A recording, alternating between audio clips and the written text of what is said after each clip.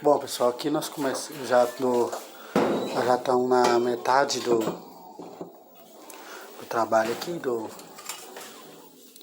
serviço, né? O Matheus já fez o mecanismo, né? Cadê o mecanismo, Matheus? O mecanismo, foi feito o mecanismo. A cara do sujeito aí. Ah, que isso, né? A cara do elemento. Aqui, então aqui nós já fizemos o mecanismo. Trocou o copo. O copo é novo, né? E aqui é o tambor da máquina, né? Que aqui nós vamos montar o mecanismo, né? E o que quebrou? Que quebrou, esse foi o que quebrou, aqui. Aí ele fez outro, né? E a gente vai fazer a montagem. Lembrando, pessoal, que isso aqui é um serviço que deveria ter muito valor. Tem pessoas, técnico que, né, judia das pessoas, fazem um serviço mal feito, entrega a pessoa aí, né? Essas pessoas com certeza, né, devem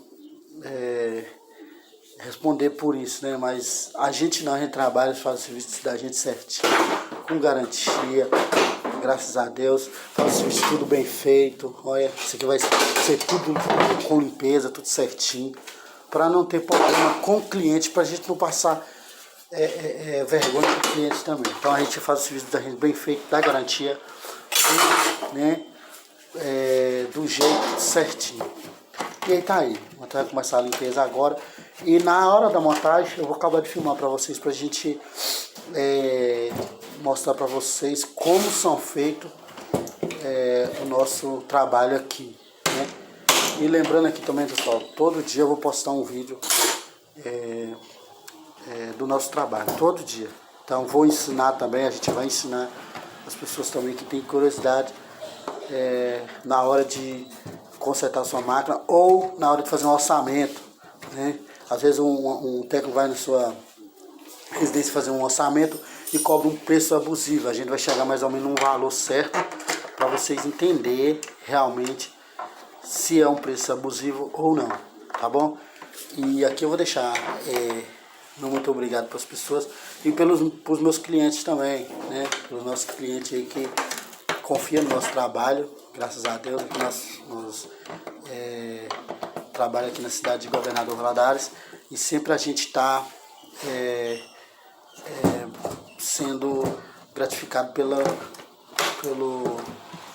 interesse dos nossos clientes. Eles ficam muito agradecidos e sempre eles dão uma gorjetinha a mais, que sabe que o trabalho da gente é um serviço competente, a gente trabalha honestamente.